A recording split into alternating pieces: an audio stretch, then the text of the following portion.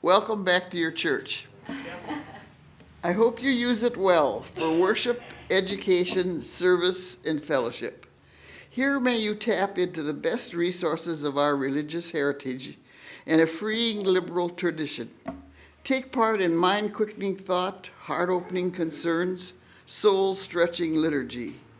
Here may you tie in with your history and with humanity's struggling and dearest hopes. Enjoy the companionship of a larger family in a larger house than any of us can separately have. Give your voice resonance by joining it to others in singing and prayer and purpose beyond the single self.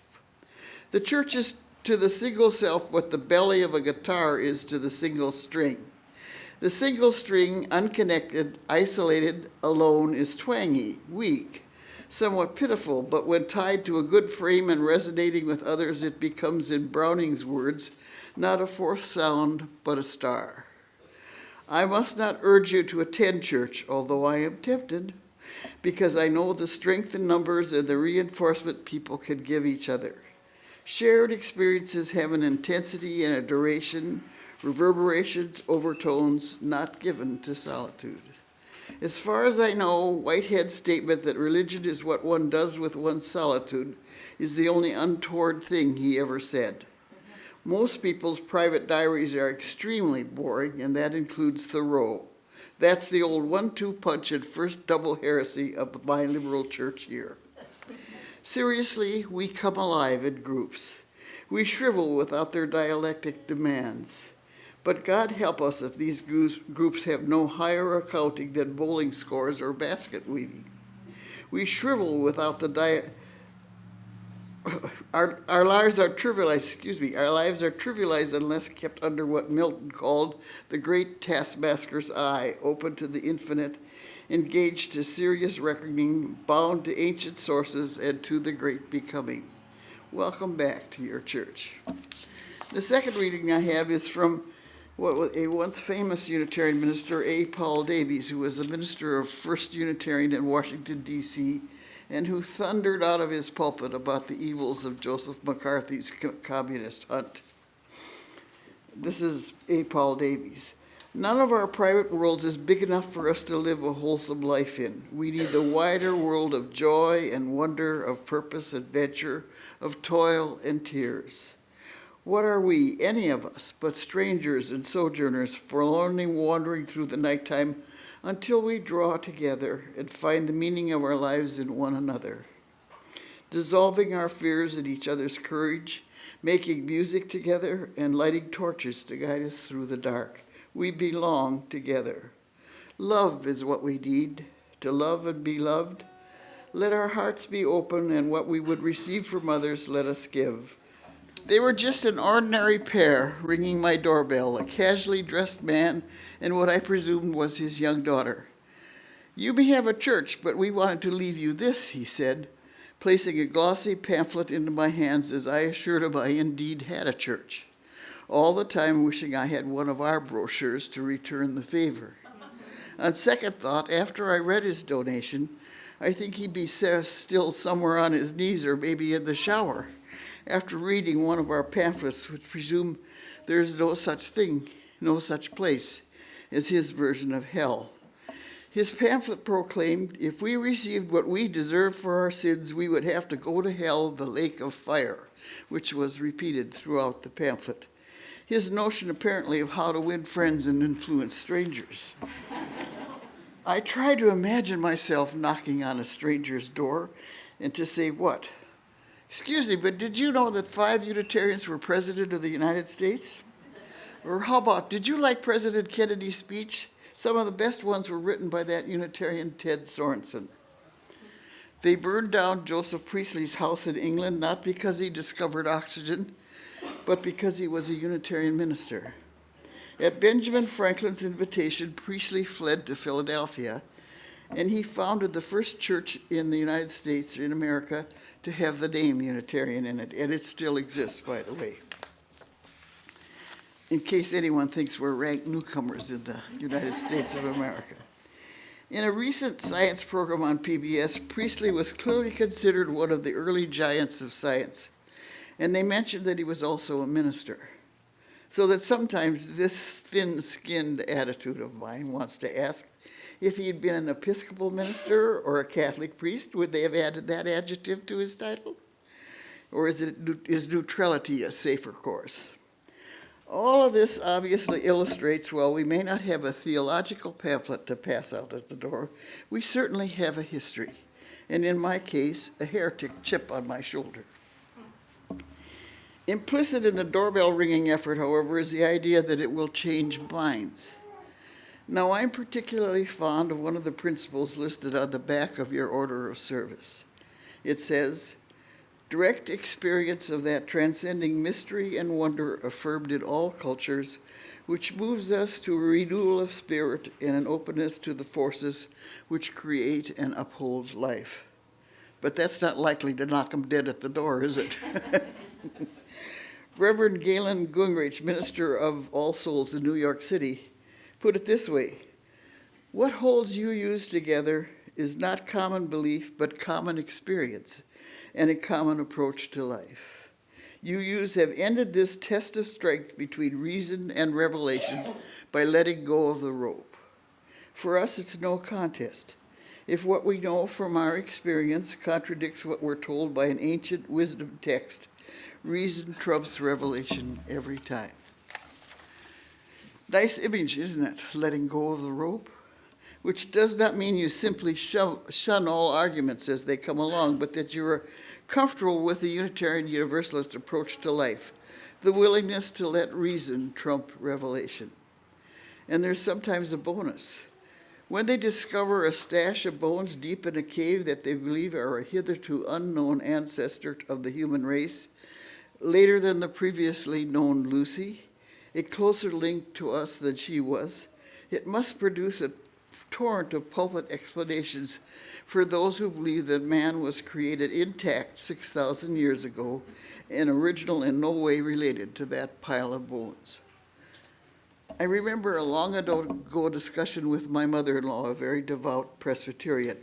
I asked her if she ever worried about atomic warfare, about our world being destroyed by this new menace, which she responded to, no, never. God will never let that happen.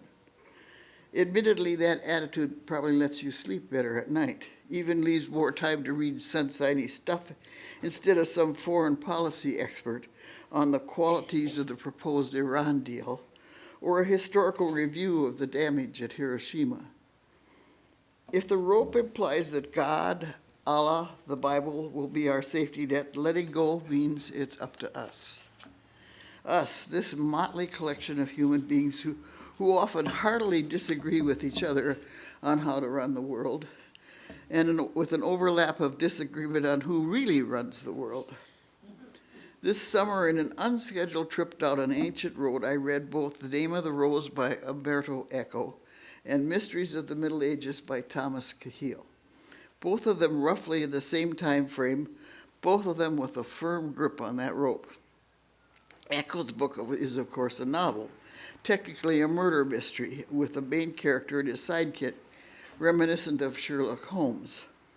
But it also depicts life in what Cahill would date as the High Middle Ages, the 12th to the 15th centuries. There was a lot of early rendition of the flames of hell. The charge of heresy became in some quarters an automatic death sentence. Calvin, who burned our most famous early Unitarian Michael Servetus at the stake, even used green wood so it would take longer. In our day, shades of ISIS, he would make a video of it and put it out on the internet. One is hard-pressed to find examples of unbelievers anywhere in medieval Europe, Cahill points out. Even the elites who regularly fought with the hierarchy were usually pursuing an individual cause, like shedding their current wife and still being allowed to participate in the sacraments of the church. The idea was to change the administrative rules, not the big ones. What got Michael Servetus into such fatal trouble was his insistence that they had all the big rules wrong, that there was no such arrangement in history as the Trinity, that Jesus was a mortal man, not the Son of God. The title of the book, which brought him the farm, was On the Errors of the Trinity. I've met a lot of persistent, insistent, vocal Unitarians in my life, but never anybody as fatally determined to pursue his ideas as Servetus. He changed his address several times, not just across the street, but from country to country. He changed his whole career, and then he made the fatal mistake of trying to set up a debate with Calvin about the errors of the Trinity, and he moved into Calvin's jurisdiction to do so. Being a modern Unitarian is not without its hazards, however. There was, in fact, a movement to use his religion against Senator Conrad the last time he ran, and they had a picture of him in front of this building with our big sign, "Standing on the Side of Love," that they were prepared to use in the campaign. Dean may know why they didn't, but I don't. But it was not used. But it's so much for the constitutional prohibition about not allowing religion to be a bar to holding office. What do you say when someone asks, what church is ours? Mostly when you answer Unitarian Universalist, the response is a blank stare or a polite, what? That, of course, is our big chance. If only we had rehearsed that elevator speech. Or as Judith Fredania, the UUA curriculum director, puts it, a brief response short enough for an elevator ride, a cashier line, or a sidewalk chat. On the back table, there are some copies of a pamphlet entitled 15 Unitarian Universalist Elevator Speeches, which if you get there first, you're welcome to take home. I found it rather like spiritual calisthenics, reading through them and finding myself in joyful agreement and other times put off by the language. For instance, our immediate past president, Reverend William Sinkford, said this: "The Unitarian side of our family tree tells us there's only one God, one spirit of life, one power of love. The Universalist side tells us that God is a loving God, condemning none of us and valuing the spark of divinity that is in every human being. So Unitarian Universalism stands for one God, no one left behind." That borders for me, and it's personal, on too much God language, but that's how Unitarian Universalism works. The language we use to express our faith is not delivered from on high, and we are each expected to seek the inspiration that moves us personally. As another elevator speech puts it, this one from Reverend Chris Schreiner: "Our denomination is unique because every Unitarian Universalist has a right to develop a personal philosophy of life without being told what to believe. We can learn from all philosophies and religions, and also from science and the arts. We explore important life issues in a caring community, united by shared values rather than by shared theological opinions. And no matter what we do about theology or philosophy, we try to live a good life and leave the world better than we found it." And then this one by our current, and all of these are back there on that pamphlet, that's where I found them, by our current president, Reverend Peter Morales. "I'm a UU because I'm convinced I need other people who love what I love. I am a UU because I want to join hands with others to create a community where we grow spiritually, where we support one another, and where we work together to create a world in which everyone matters. Everyone is free, everyone is respected, and everyone lives in peace. I'm a UU because I've seen what love, understanding, and commitment can do. And finally, I'm a UU because I'm convinced that if we let the love in our hearts guide our way, the possibilities before us are breathtaking."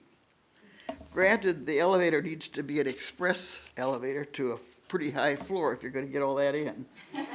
Plus a willingness to dust off some of your old memorization skills. I was thinking of settling for this one. Unitarian Universalism is a covenantal, not creedal faith, and I'll have to learn to pronounce that word better when I get in the elevator. That means that although we may believe differently, we come together to grow, serve, and minister. Francis David said it best: "We need not think alike to love alike." There was an onslaught of newscasts last week about the brouhaha in Kentucky over a register clerk refusing to grant a marriage license to a gay couple, and the prevailing claim of her cheering supporters, "We won't let them take away our religious freedom." but it's their right to take away someone else's if it differs. Religious freedom is a big tent, or it's false advertising. That one of the presidential candidates had turned the release from jail of the woman at the center of the controversy into a giant pseudo-political rally made the whole scene appear even more hypocritical to me. It seems so elemental. It's called the separation of church and state. So an officer of the state fulfills the duties outlined in the state constitution for the particular office they hold. Otherwise, a world of misunderstanding lies in wait. In the long history of our country's battle over religion and civil rights, we've pretty much quit burning down the homes and churches of someone in a denomination not ours. We've elected a Catholic to the presidency. We don't pray in public schools, at least not theoretically. It's a bit of ironic to me, who went to a one-room country school in rural North Dakota, that we didn't pray in school because we couldn't pray unless the local Catholic priest approved the prayer. If the result is the same, no prayer in a public school, is it equally valid under those circumstances, or is there a matter of constitutional validity at stake? What about different religious convictions?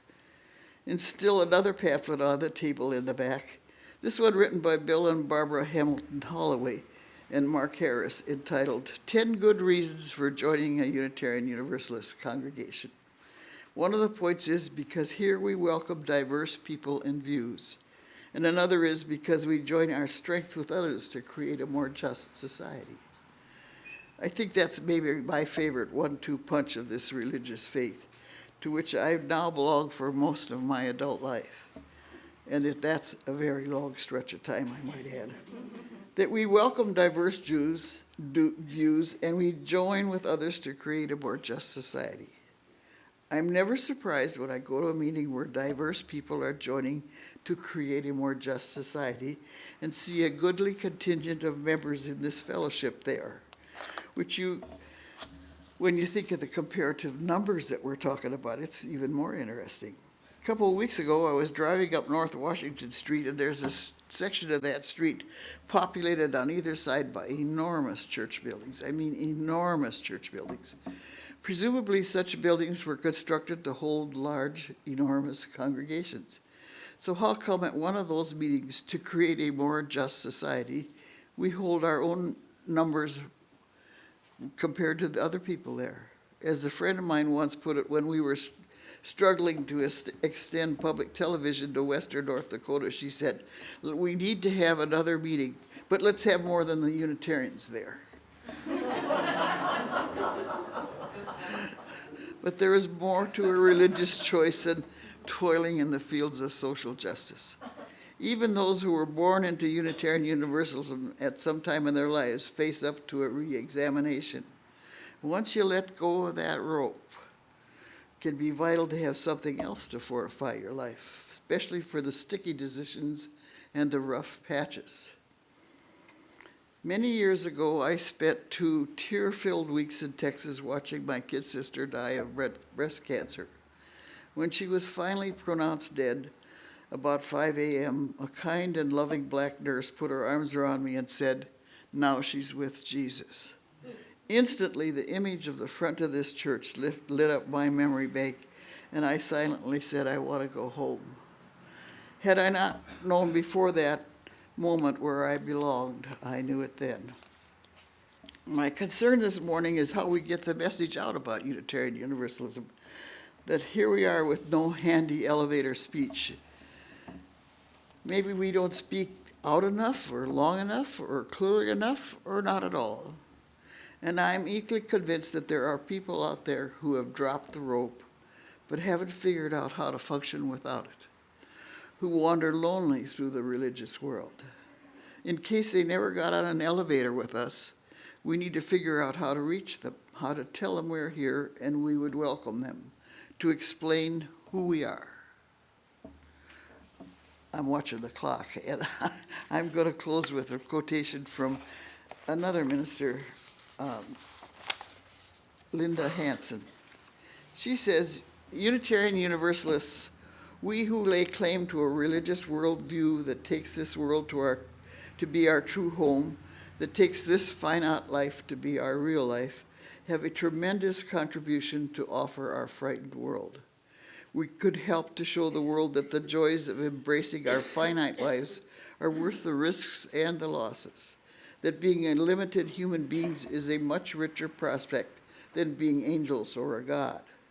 We could help to show the world that it's possible for human beings to live together justly and peacefully. We could help to work toward a world in which good people need never find themselves without someone, perhaps a stranger, to trust.